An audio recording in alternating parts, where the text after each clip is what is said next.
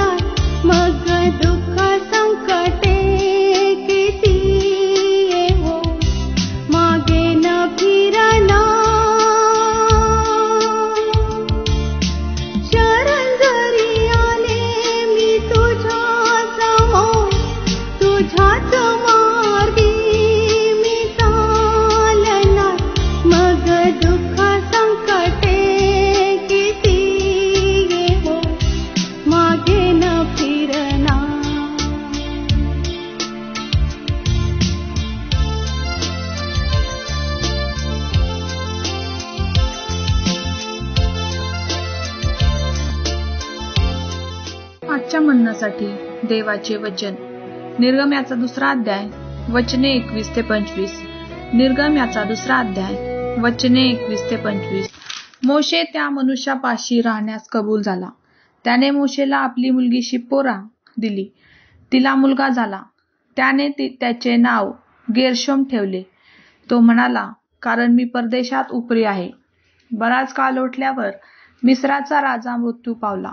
इकडे इस्रायल वंशज बिकट दास्यामुळे उसासे टाकून आक्रोश करीत आणि त्या दास्यामुळे त्यांनी केलेली आरोळी वर देवापर्यंत जाऊन पोहोचली.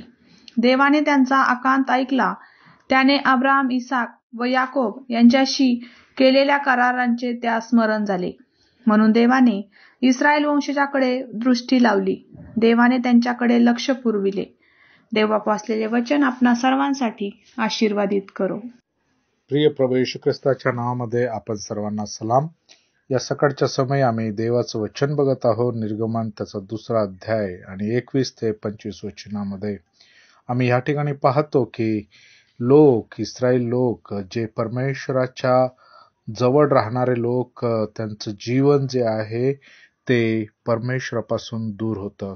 कारण त्याच्या मागे की त्यांचं जीवन समृद्ध होत गेलं.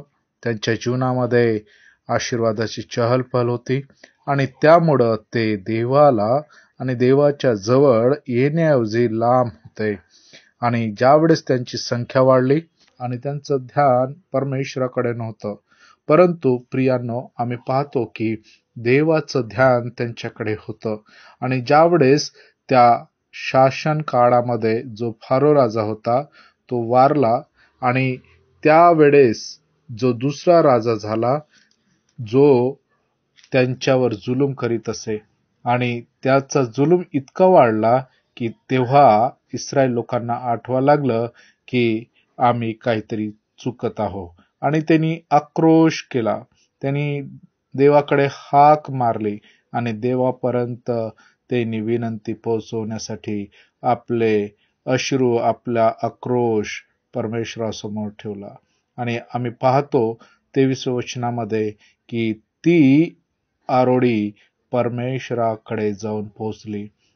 प्रियानो, जेव्हा तुम्ही आणि मी आपल्या अंतःकरणातून जेव्हा आम्ही प्रार्थना करतो आणि आम्ही ज्यावेळेस त्याच्याकडे हाक मारतो, तर तो परमेश्वर निश्चितच त्याच्यापाशी आमची आरोळी पोहोचते. तो परमेश्वर ऐकणारा देव आहे. मग माझ्या आणि तुमच्या जीवनामधून कसाही आमचं जीवनातला आक्रोश असो, तो ऐकण्यासाठी तत्पर असतो आणि तो आपल्या विनंतीकडे आपले कान लावतो. आम्ही इथं पाहतो की त्याला परमेश्वराला त्याचे करार स्मरण झाले. त्यांनी अब्रामासोबत करार केला होता आणि याकोबासोबत करार केला होता. परंतु या ठिकाणी आम्ही पाहतो की लोक जे आहेत ते विसरले, परंतु देव विसरला नाही आणि त्यांनी तो करार स्मरण केला. आणि परमेश्वराचं वचन असं म्हणते की परमेश्वराने लक्ष पुरविलं. आज तो माझ्या आणि तुमच्या प्रार्थनेकडे, विनंतीकडे लक्ष पुरवतो. काय आपण त्याच्याकडे प्रार्थना करणार आहोत का? काय आपण त्याच्याकडे आपली दृष्टी लावणार आहोत का? आणि त्याला हाक मारणार आहोत का? तो निश्चितच आमची प्रार्थना ऐकण्यास तयार आहे. योहान कृष्णवर्तमान 16:24 म्हणते का तुम्ही अजून काही माझ्या नावाने मागितले नाही, म्हणजे प्रभू येशूच्या नावामध्ये आम्ही मागू, तर तो परमेश्वर निश्चितच माझी आणि तुमची प्रार्थना ऐकेल आणि उत्तर दिल्याविना तो राहणार नाही. आणि म्हणून आपण यावेळेस चला आपण प्रार्थना करूया. पराक्रमी परमेश्वर पिता, प्रभू येशूच्या नावामध्ये आम्ही तुझ्या चरणाजवळ येतो.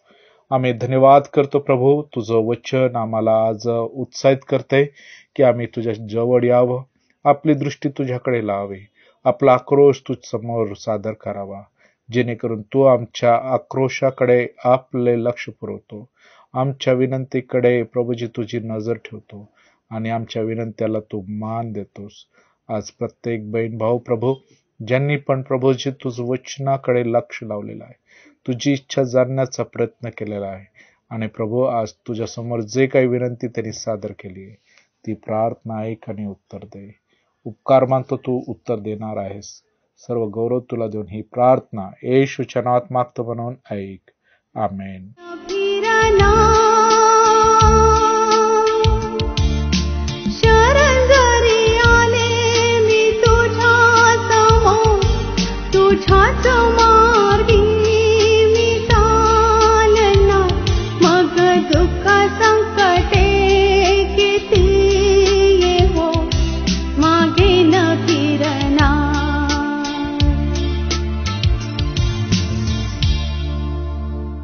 माझ्या दुःखात माझे सांत्वन हे आहे की तुझे वचन मला नवजीवन देते. आमचा टोल फ्री नंबर 1-800-2700-333. आम्ही आपणासाठी या नंबरवर प्रार्थना करण्यास उपलब्ध आहोत. धन्यवाद.